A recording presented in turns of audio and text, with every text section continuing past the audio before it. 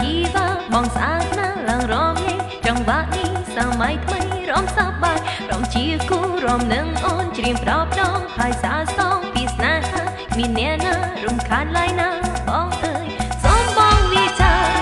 បងរំកុំអៀនអីច្រៀងរំចង្វាក់ថ្មី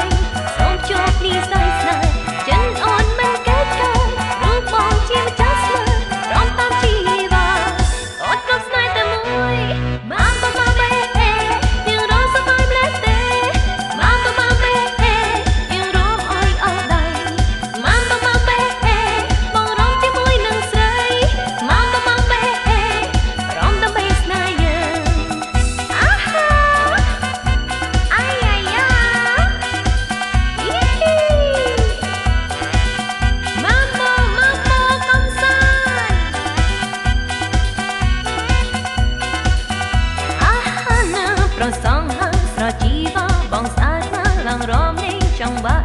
សម័យថ្មីរំសាប់បាយរំជាគូរំនឹងអូនច្រៀងប្រប់